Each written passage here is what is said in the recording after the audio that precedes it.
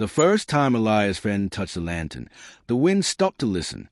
He'd found it behind the cracked face of the tower clock, where sparrows nested inside the shoulder of the seven and oak dust lay thick as sleep. He hadn't meant to dismantle the old dial. He'd only been hired to oil the mechanism and set the hands right for harvest, yet the brass ring had a wobble that bothered him, like a tooth that wouldn't sit true. He pried, peered, and there, in a hollow cut into the stone like a hidden lung, waited the lantern. It wasn't handsome. No curling ironwork, no stained glass, just a squat cage of black metal with a milky pane on each side and a hinged lid. Yet it felt heavy in his hand, heavier than pitch and wick should be. When he set it down on the workbench and thumbed the lid open, something inside the tower shifted, as if the wood had turned in its sleep. The clock weight stopped their murmuring descent. Elias stood very still. He was a careful man, which is to say he disliked surprises. He'd left the city to stop chasing emergencies, to stop waking on cold floors with springs digging into his shoulder blades because some baron's chiming bird had decided to pronounce noon at 3 in the morning. In Gallow Fen, where hedges swallowed the lanes and the church bell had a cough, he was told the tower clock hadn't kept proper time in years. Only needs patience, the alderman had said, showing him up the narrow spiral with the pride of a man showing off a tame fox. No rush. We live by daylight and eggs. But the lantern was not daylight. He held his breath and leaned closer. No scent of oil. No soot. The glass was cloudy like old milk, yet it seemed to hold a shadow, as though the inside were deeper than the outside. He tapped the pane with his knuckle. The sound landed dull, like tapping a sack of grain. Someone's trick, he muttered, and closed the lid. The weights began to whisper downward again. The tower exhaled. From the slit windows, Elias could see the fields starched green and gold, the far line of the marsh where sun pooled white.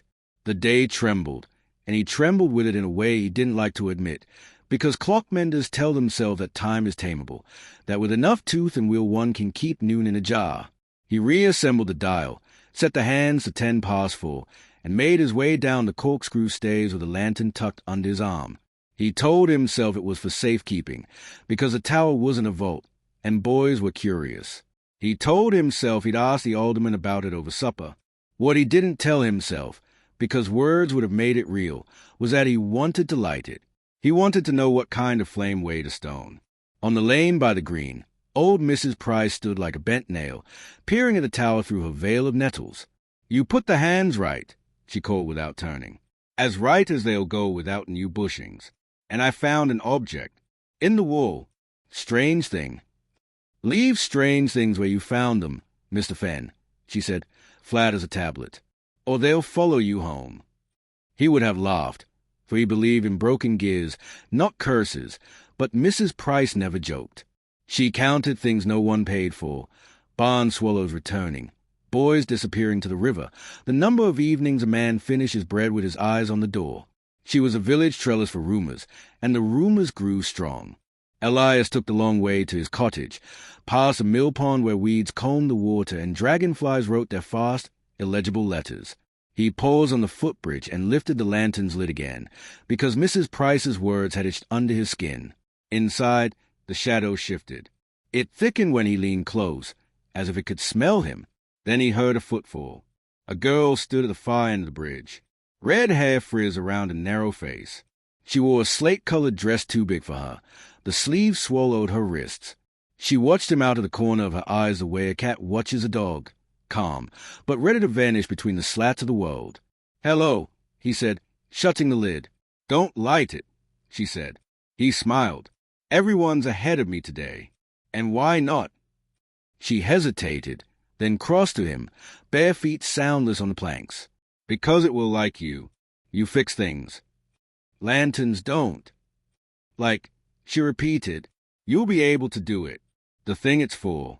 And once you know that, it'll want you to do it again." "What thing?"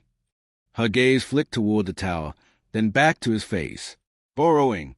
We used to borrow from it. An hour, here and there, when lambs came too quick or ice kept a father on the road.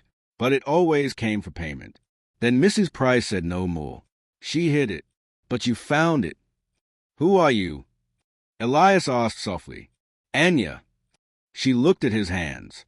Your right thumb is stained black where oil dries when you finish a job. You're kind. She said it like an accusation. Kind people pay the dearest. The wind picked up, carrying a smell of wet earth and iron. Elias closed the lantern and tucked it under his coat. I'll take it to the alderman, he said. We'll decide what's best. Anya nodded without belief. Before sundown?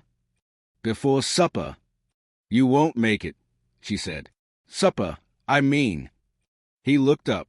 The sun hung like a coin snagged on a bramble cloud. It's barely 5. The clock says so, she agreed, but clocks can be persuaded. She left him with that in a silence that felt too dense, as if silence had bones. He waited until she vanished between willows, then hurried home, lantern banded to his ribs by his arm. He told himself he wouldn't light it. He told himself he would set it on the shelf by the tin plates and forget it there, a curiosity like the brass bishop he used as a paperweight. He told himself many things, until the words piled high enough to topple. At home, the cottage felt jarred by a thumb, not quite straight. A glass on the table caught light it shouldn't. The bread knife lay to the left of the board, though he always placed it to the right. The clock over the mantel, his clock, his prize, the one he had made on his own bench in the city and carried on his back to Gallo Fen, ticked too loudly, as if it were trying to be brave. He set the lantern down beside it. He lit the stub of candle, because he couldn't quite bring himself to light the lantern. Shadows gathered like neighbors. The house smelled faintly of rain, though it hadn't rained. He roasted an onion, sliced cheese, cut bread, and tried to pretend he didn't keep glancing at the lantern the way one glances at a door he knows he locked but worries he did not. At last, he pushed his plate away. He set his hand on the lantern's lid. Only to see, he said aloud, which is how men talk when they are trying to convince the wolves of something. He lifted, reached in, and found a wick already prepared, braided of hair? No, too coarse. His fingertips buzzed where they brushed it. He struck a match. The flame rose without smoke. It was a wrong color, tarnished gold, like the moment just before a thunderhead lets go. But it did not burn hot. It burned heavy, as if light had weight. The clock over the mantel coughed and stopped. Elias stood, chest scraping. He reached the clock in 3 strides, opened its face, and saw that the pendulum hung true. The spring was wound. The escape wheel waited, teeth sharp as a finch beak. He touched the pendulum. It refused to move. Behind him, the lantern brightened. The room chilled as if the window had blown open, though it had not. On the table, his plate grew a bloom of frost around the onion's blackened edges. He turned slowly. The flame's light did not reach the corners. Instead, the corners leaned closer, interested. A test, he said hoarsely to no one, and touched the lantern's glass. The world tilted. It was not quite dizziness. It felt like a floorboard had been removed and replaced with glass, and beneath it ran a river, slow and patient, carrying hours like leaves. He could see them. He could hear them, a long, soft hiss, the sound a mother makes to soothe a child to sleep. He snatched his hand back. The sensation ceased. He was sweating. His breath came fast and white, though the fire was summer warm. Someone knocked on his door. He flinched, wiped his palms on his trousers, opened it. Mrs. Price stood there with Anya beside her like a shadow. Behind them, the street had mislaid its noise. No lowing cows. No carpenters swearing at beams. Even the swifts, which normally scribbled the sky like children, were perched and mute. You lit it, Mrs. Price said. Aye, briefly. Her face softened around the edges, which made it worse. Then it's begun. What has... The debt, she said. We hid the lantern because it teaches wicked mercy. It lets a man reach into time and take his share, Ellie. But every taking leaves a bruise, and it always finds the one who cannot bear to see bruises on others. Anya touched Elias's sleeve. A storm is coming. He glanced past them. The sky was pale, breathless. There's no... Her eyes, the color of riverweed, did not blink. A storm is coming, Mr. Fen. It wears a face and it knows your name. And because they said it together, and because the room still smelled of rain that had not fallen, Elias believed them. He blew the lantern out. It did not go dark. The flame deepened, as if his breath had fed it. Across the village, As 100 clocks swallowed their seconds and fell silent. Midnight, he understood without understanding, had found a way to arrive early. By morning, the village had put its best lie on and called it a power cut of the old kind, the kind that passed like a cough and left the patient blushing. Work must be done. Eggs must be gathered. The butcher sharpened his knife. The bacon kneaded with flour up to his wrists. Yet every face had that stretched look people wear at wakes, the one that says, "We agree not to mention the shape in the corner." No clock struck the hour. Elias walked with a lantern shuttered and wrapped in a wool scarf as if it were a swaddled child, which attracted looks, and those looks slipped away when he met them, then slithered back when he passed. Children noticed everything. They watched from hedges, chewing grass like cattle, their eyes huge in their small faces. He kept to the lanes until his feet found the path to the river with the familiarity of regret. Mrs. Price had told him to bring the lantern to the old schoolhouse where they used to store sandbags and now store decisions. "The alderman will pretend to decide," she'd said. "But you must decide. I wish I could do it for you." Her hand on his arm had been surprisingly warm. At the river, the surface was unwrinkled as if made of tin. A dead dragonfly floated by without insect to attend its wake. Anya waited on the bank with her toes in the mud, a posture that spoke of ownership and sorrow. She did not look at him when he stopped beside her. She looked at the lantern's faint line beneath the scarf. "You slept?"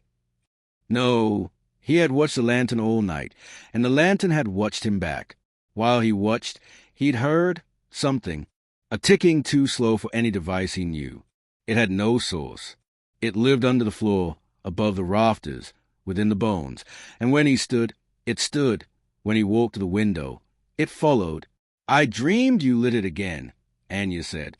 "You reached inside and pulled out a minute like a thread." Elias swallowed. "Is that how it works?" She shrugged. "It worked different for everyone. My mother said she asked for enough time to finish a lullaby when the fever took my brother too fast. She sang the whole song and kissed him twice more and told him 3 more lies about how the world would be kind. Then the lantern asked for repayment. What did it take?" Anya's jaw moved. Her hair at first. It went gray overnight. She didn't mind. Then, when she borrowed again to keep the cow alive until the car could stand, it took her voice. She minded that. She hadn't meant to borrow for the cow. Her hands lit the lantern before her head woke. That's how it does it. It knows when your heart floats loose. It's sweet like that. It brings you the knife you need. It takes what it wants. It takes what matches what you asked, she said softly. It took her lullabies back, and then it asked for me. Elias couldn't breathe for a moment. The air had softened and thickened like porridge. How? My time, she said. Not my life. My future hour, the one when I should have left this place. The hour when a letter would have arrived from a woman with room and a job, and a window overlooking a canal, and a cat that slept like a comma. That hour is gone. I will never receive it. So here I am. He made a sound that wanted to be a laugh and failed. And you tell me this to help me not to light it again. I tell you because you will. You're kind. And somewhere there's a broken thing that will look like a person. A bell tolled then, but it wasn't the church bell. It came from across the marsh, a long iron note that hummed in the teeth. Elias turned and saw a figure on the far bank. No, not a figure, a shape like a man wearing a too large coat of air. He raised a hand to shade his eyes and found the shape had already moved closer, though the marsh offered no dry path. Don't look at its face, Anya said, her voice suddenly small. What is it? Collector. Of what? She didn't answer. She'd stepped back from the water's edge and slipped her hand into his sleeve, a child's hidden plea that would embarrass her if he named it. He stood without saying anything, letting the sleeve carry the weight of that hand. The shape was nearer now, and Elias saw it wasn't a lack, a hole in the morning, but rather a presence too dense to belong to the marsh. Light slid off it. Grass leaned away from its hem. Where a face should be, the air refused to bend. Nevertheless, he knew it watched him. When it paused, the lantern twitched in his arms like a cat dreaming. Elias ran. He didn't mean to. He'd always thought of himself as the sort who stays, the sort who holds a door while others pass through. But the body has its own arithmetic. It counted the heartbeats in the shape's shadow and found a dividend that frightened it. His feet flew over roots and rock, down the path where children rolled hoops, past the mill where the wheel sat frozen with a braid of weed-like hair, onto the green where the alderman, 3 men with shovels, and Mrs. Price waited in a little knot. "It's out," Mrs. Price said as if she hadn't expected it and had expected nothing else. "Put it in the school." "Is that wise?" the alderman asked with a particular hope of men who want danger to require committee. "Better there than in a house. If it takes the school, at least we've lost only the place where we pretend children become other than what they already are." Elias said, panting, "It's following." Mrs. Price put a hand flat on his chest. "Of course. Everything follows what it wants. The question is whether it ever catches." They led him. No, she led and he stumbled, and the alderman and the men brought the rear like a prayer with shovels, across the green to the schoolhouse with its tired slate and door that stuck in wet weather. Inside, the air had the ache of old chalk and old names. Elias set the lantern on the teacher's desk, the room dimmed by 3 shades. On the blackboard, someone had written the alphabet and forgotten the letter J. He stared at that gap with an unreasonable fury that startled him. How many small losses had it taken to dull a village into forgetting a letter? Mrs. Price set a clay jug beside the lantern. "Water," she said to the room, "and perhaps to the lantern as well, because thirst teaches us our limits." The door creaked. The shape stood on the threshold. It did not cross. Mrs. Price faced it squarely and said in the tone she might use with a taxman, "We know your business. Speak it plain." When it spoke, the room got colder around the sound. It was not a voice so much as a condition one could acquire. "A loan has been activated. A repayment schedule begins." "By whom?" the alderman asked, though he looked at Elias. "By the keeper," it said. "I am not." "You lit it," Mrs. Price said without answer. "You are. It always names a keeper when it wakes. Better that it was you than Mr. Hollis with the thirsty cattle." "What is the schedule?" she asked the shape. "Repayments occur at sundown each day until the balance is cleared." "What repayments?" Elias managed. "What does it take?" "What was pledged when the lantern was built?" It said. "Breath." Elias laughed, a thin sheet of sound that tore at the edge. "Mine." "Yours," it agreed, "and any others who borrowed previously but have not satisfied their ledger." "Everyone," Anya whispered at his shoulder. "It will call in old loans." "We have no breath to spare," Mrs. Price said. She did not tremble, but a crack appeared in her voice as small and fierce as a seedling. "People have less than they think. Who keeps a ledger?"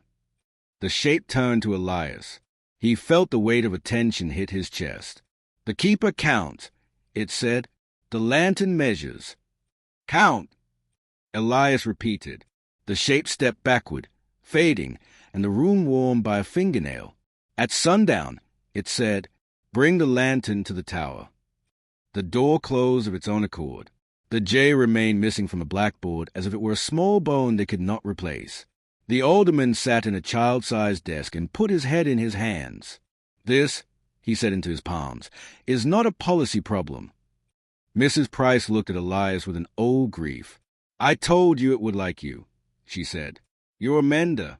You will think counting is mending. You will think fairness can be measured. You will break yourself on that belief. What happens if I don't go?" Elias asked, though his feet already knew he would. Mrs. Price didn't answer. Anya did.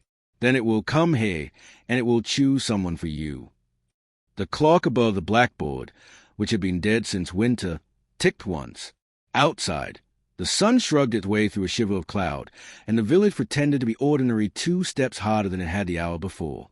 At sundown, Elias carried a lantern back to the tower. He did not think of himself as brave. He thought of himself as someone who puts the right oil in the right hole at the right time. But there are problems that cannot be cleaned and solved. There are problems that demand payment in a currency you did not know you possessed. As he reached the spiral stair, Anya slipped in behind him. No one stopped her. Perhaps they knew she belonged where the debt was kept, and Mrs. Price grasped the banister with both hands like a sailor gripping the rail at the start of a storm.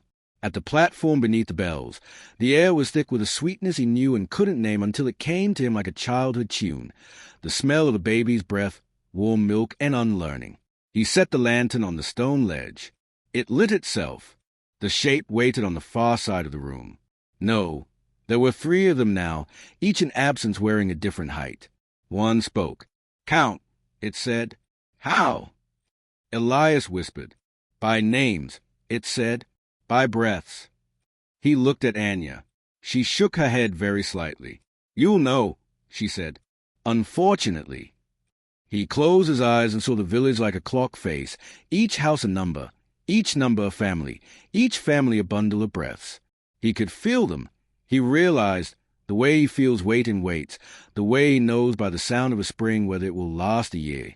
He felt the baker as a steady furnace of breath, the butcher as a bellows, the alderman as a stutter at the end of each exhale as if he apologized to the air itself. He felt Mrs. Price's breaths arranged with the meticulousness of accounts. He felt Anya's breath plucked at by an invisible hand, as if someone had taken a page from a book and left the torn edge ragged. He began to count, not out loud, inwardly, with a care that made his teeth hurt. As he counted, the lantern pulsed, and a thread of light flowed from it down through the stone and into the ground. It felt like mercy. It felt like theft. When he finished, when the last breath had been accounted for and arranged, the shape nearest to him spoke. Shortfall. "How much?" he asked, hating the sound of his own voice. It had become the voice of a clerk at a window. 1 hour, it said. "Mine," he said. "It would not dent your ledger," it agreed. "It would hold until tomorrow. But there are also arrears." "How many?" 6. "Names," he said, and then flinched at himself. He was not this. He did not ask for names. But the shape told him. And among the 6 was a name that had not been spoken in Gallo Fen for 11 years, his sister's, Mara Fen, who had died in the city when the foundry's fumes took her lungs like thieves take a purse. He'd not known she had ever borrowed, and it felt like a betrayal he had no right to feel because death betrays everyone eventually.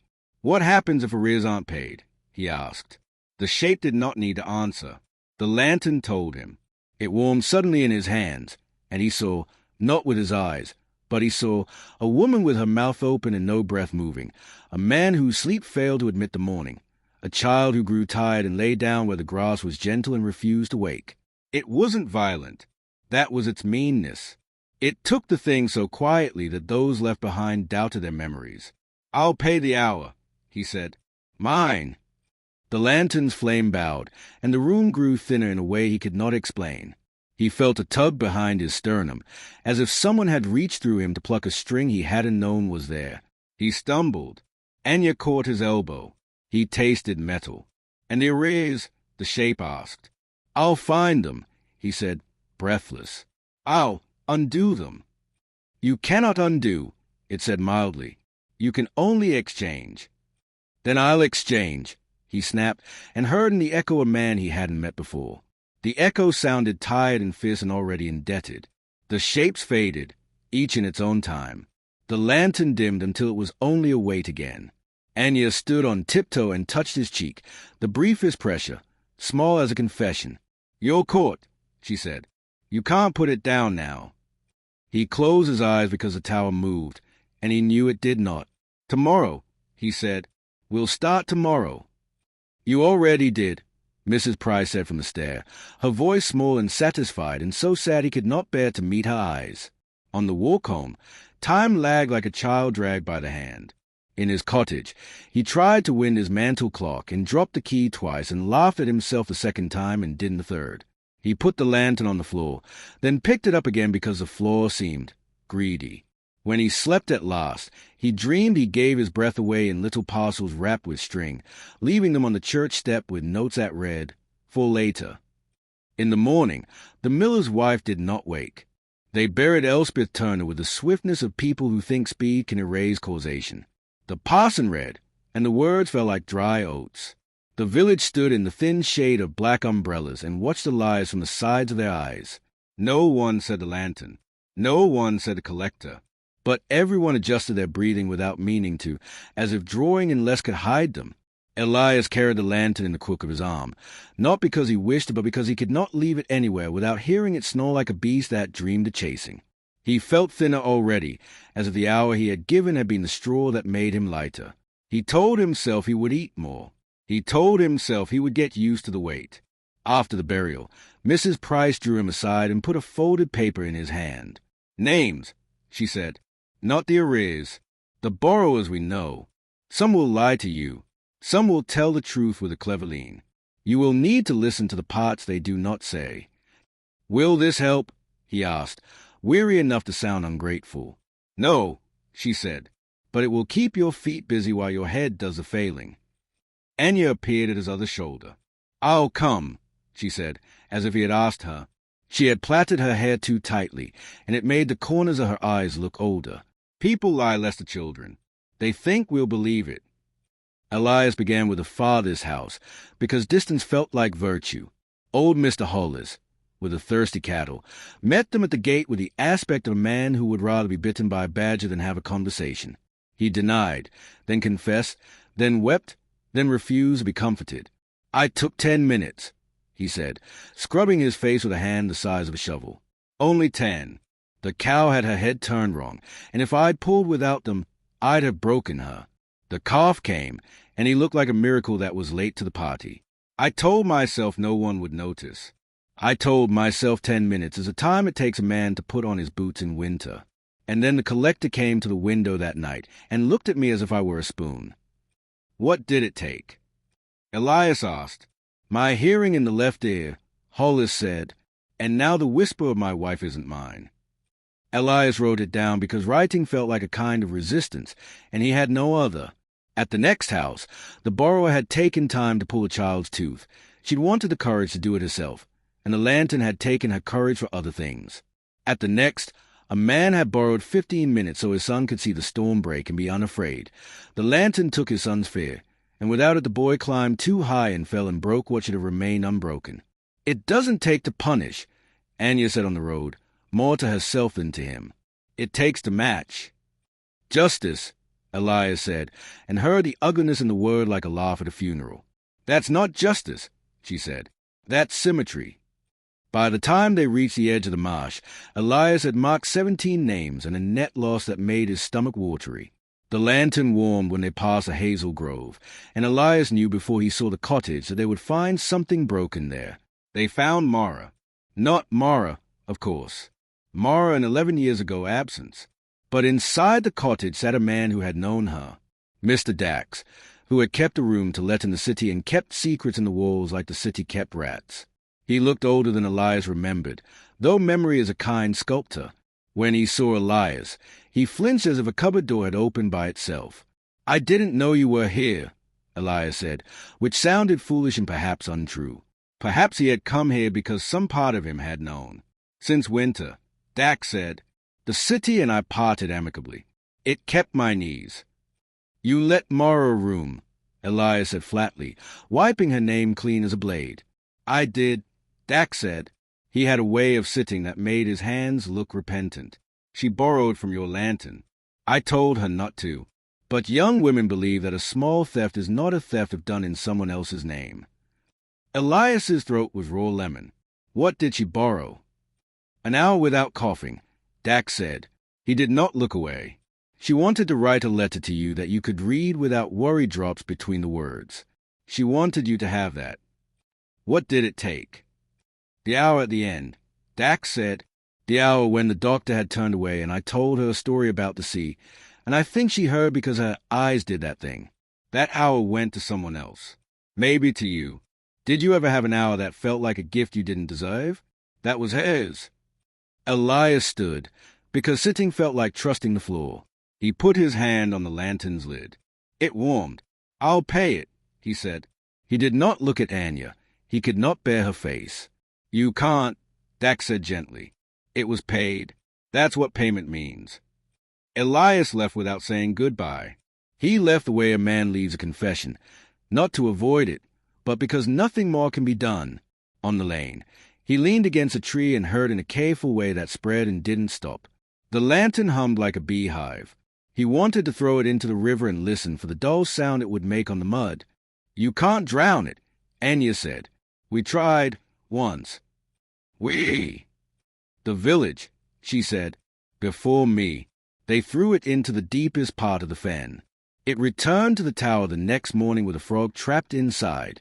The frog had borrowed a summer, I think. It was loud about it. He laughed despite himself, and the laugh tasted like salt. Sundown came as it does when you are not ready. In the tower, the shapes waited, and he counted breath by breath until he reached a nettle-thin line where mercy chose one person to break. He laid his own hour down like a coin on a plate. When he rose, wobbling because he'd stood too fast, he saw Mrs. Price in the stairwell.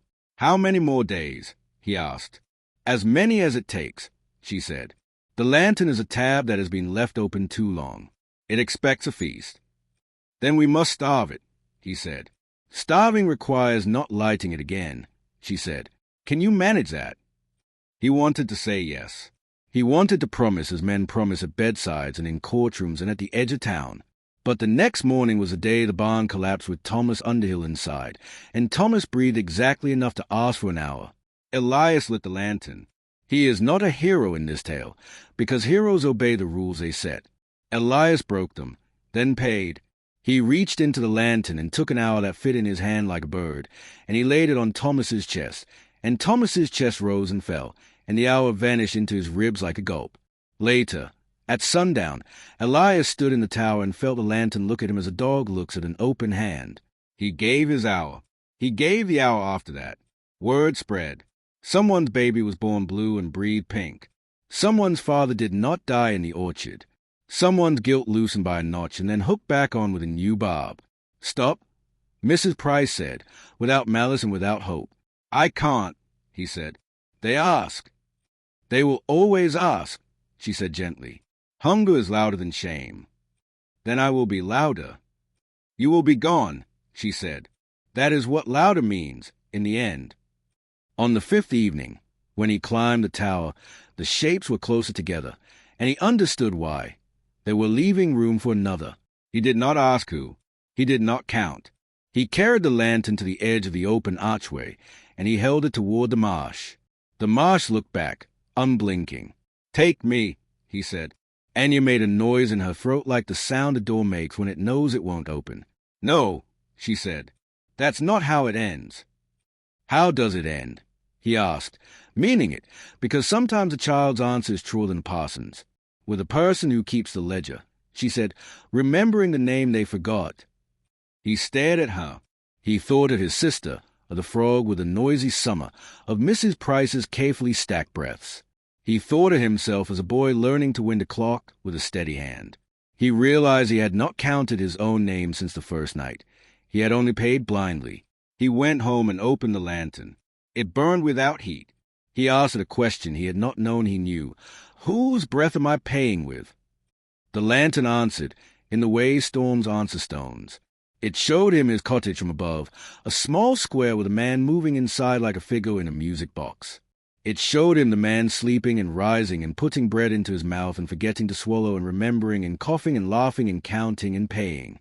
And then it widened until he saw the village again and the marsh and the black slug of the river and the far line of the road, and on that road a man walking toward them with a satchel. A clockmaker's satchel. Him. No, another him. A him from another hour. The lantern is more than one debt. He understood. The lantern had been kept before. The keeper had borrowed not time but possibility, and now possibility had come to collect its share of him. The shapes in the tower were not free. They were many. Each was a choice unchosen, a door not opened, a letter not sent. They would ask payment for what he had not done. He closed the lantern. The room went dark with the suddenness of gas at a theater when the rope breaks. "Tomorrow," he said, because there was nothing else to say. That night, he dreamed of a city with 9 clocks that all told different truths. He woke with a taste of iron and the certainty that some debts cannot be repaid, only ended. He took the lantern to the river at dawn. The river was a mirror someone had breathed on. Mist clung low over the water like a thought that didn't want to be named. Elias stepped onto the footbridge and set the lantern on the railing. He did not open it. He did not need to. It pulsed lightly, like an animal in its sleep. Anya stood on the bank with her arms crossed, pretending to be cold. Mrs. Price came later, walking with the deliberate slowness of someone late on purpose so as not to be asked to carry anything. "You'll drown it," Mrs. Price said mildly. "No, you'll bargain." "No, you'll run," she said, looking pleased at the neatness of her sequence. No, he said again, and this time the word felt like a tooth finally settling into place. I'm here to stop you, Anya said without conviction. You're here to witness, he said. We measure things by who sees them, not by what they are. What will you do? Mrs. Price asked, though she knew. Her eyes had that damp shine some people have when a favorite bad play reaches its third act. I'll end my ledger, he said. Not by paying, by closing the book. He lifted the lantern. It felt light as a mouthful of air and heavy as a secret. He held it over the river and did not drop it. Instead, he opened the lid and put his hand inside. The glass was cold. The wick was not a wick. It was a braid of threads finer than hair and coarser than rope, the fibers of hours, he knew, spun together by use. He closed his fingers around them and pulled. The lantern did not resist. It did not want to be stopped. It wanted to be used. That was its tenderness and its crime. He pulled again, and the braid gave like old crust. Thread slid over his knuckles, slick with something that wasn't oil. Behind his ribs, a pain drew itself up to its full height, surprised to be named. He pulled the braid out onto the railing. It lay there like a snake a child had made from string. The flame burned on without a wick, which should not have been possible. Perhaps it was not. Mr. Fenn, Mrs. Price said, a caution in each syllable. If you break it, we will be left with what we have. What we have is honest, he said. I am tired of being kind in a way that hurts. Kindness always hurts, she said. That's how you know it isn't something else. He smiled at her then, a small dent in the morning. I believe you, he said, and I will pay for believing you another day. But today... He pulled. The flame went out. Silence avalanched. Not the silence of a church between hymns. The silence of a field when all the birds have flown because someone has aimed a gun at the sky. The river thought about moving and decided against it. The mist sucked its stomach in. Elias waited. Breath measured himself in and out. Nothing happened. Then everything did. The shapes arrived without crossing. They didn't gather. They bloomed. They were already there and merely decided to be seen. They filled the river, stood on the water, depressions not made by weight but by attention. Each wore his face, not his features. Their angles were wrong. Some bore a scar he had never acquired. One had a laugh grooved into its cheek, but his face the way an idea wears a word. Ledger, said one. Closed, Elias said, and was astonished at how certain he sounded. Balance due, said another. Denied. You cannot deny, said a third. You invited. You never declined, added a fourth, and he hated it for being correct. He set the lantern down. He did not take his hand out of it. The empty cage was cool and damp. He imagined he could feel the hole it had left in the day. I won't pay in breaths, he said. I won't measure the village to fit your table. The borrowing ends here. Balance remains, said a voice that sounded like a hinge turning after winter. Debt does not end. It relocates. To me, he said, relieved. He could do that. He could be a bin for sorrow. Not to you, said another hymn. From you. He frowned. Explain yourself, he snapped, because when you talk to yourself long enough, you eventually sound like someone else you dislike. You have used choices that were not yours, it said. You chose for other people. You owe them the hours you took deciding. That's not how time works, he said, which was a brave thing to tell a chorus of clocks. It is now, said the first. The river stayed, as if eels had agreed on a direction. The mist tightened. He felt something loosen in his chest and knew he would not be able to keep it. Take them, he said. Take my unspent hours, the ones I would have wasted sitting with my tools, counting, polishing, pretending maintenance is enough. Take the hours I would have used to decide not to love anyone in order to keep my life lighter. Take the long winter I thought of leaving the village for somewhere I could be no one. Take the habit of being useful when what was asked was joyful. Take all of that. Leave them, he said, and nodded at the cottages, the forges, the bakery, the endless small jobs people did in order to deserve their supper. Leave them alone. The shapes considered him. It is a strange thing to be weighed and to feel the weighing.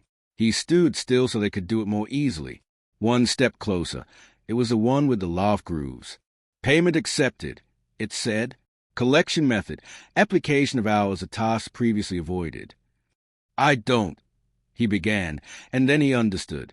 He would live the life he had not wanted to live. He would love where he had feared to. He would take slow walks where he would rather have kept working. He would sit with sorrow and laughter and grief and celebration, and he would not tally. He would lose count. He almost laughed. Yes, he said, and it felt like losing something he had held too tightly. The shapes thinned. The mist learned to be mist again. The river remembered how to be greedy. The lantern in his hand was just metal and glass in a space where something had once been and was no longer welcome. Anya exhaled a breath she might have been saving since the day she lost a letter. Is it over? She asked in a whisper, as if a loud voice could wake a sleeping badness. It's begun, Mrs. Price said, but her smile was not the fox, bitter smile she wore by habit. It has properly begun. They walked back through a village that looked exactly as it had for years and had changed entirely. Clocks stuttered, then chose a time and clung to it, like men in rivers grabbing rocks. The church bell tried a note and liked it and tried another. A baby cried in a way that meant nothing more dire than a wet bottom. The mill wheel creaked, thought better of it, and stuck again. Tomorrow, the miller said, patting it as if it were a mule, and tomorrow felt like an honest word, not a promissory note. At sundown, Elias climbed the tower out of habit. He set the lantern on the ledge and lifted the lid, and saw nothing but his empty hand. He sat with that emptiness until the first star wrote itself above the fan. When he descended, Anya waited on the steps with 2 cups and a heel of bread and jam. Pay me, she said, straight-faced. With what? With the hour you owe me, she said. The one the lantern took. Pay me now. He realized he could. He could give her an hour not measured or kept, an hour nobody would call in. He nodded and took the cup, and they sat on the stair and spent the hour like fools, badly, beautifully, chatting about nothing, laughing too loud, letting the jam stick to their fingers because a napkin was too far to reach and the world was not interested in scolding them. Later, Mrs. Price stood at her door and counted her breaths and then, stubbornly, lost count and went to bed smiling because the village had forgotten the letter J, and in the morning someone would remember, and they would laugh together at the silliness of orphaned alphabets. The collector did not return. Not because it couldn't, because it wasn't called. The lantern sat on Elias's shelf between the tin plates, hollow and honest, a reminder that the worst mercers are those that keep the score. He carried it to the tower sometimes, not to light it but to show it the sky. On autumn's first true cold, a man arrived on the road with a satchel and a clockmaker's shoulders.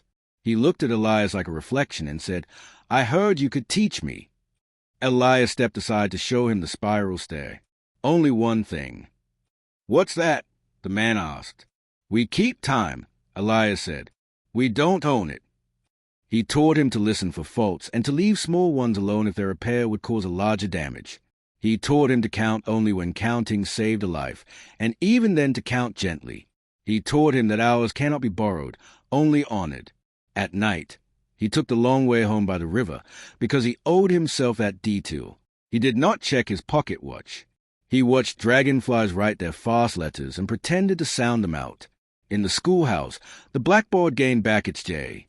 And somewhere far from Gallow Fen, a lantern no one would ever find hiccupped once in its sleep and dreamed of being useful, and, upon waking, forgot the dream.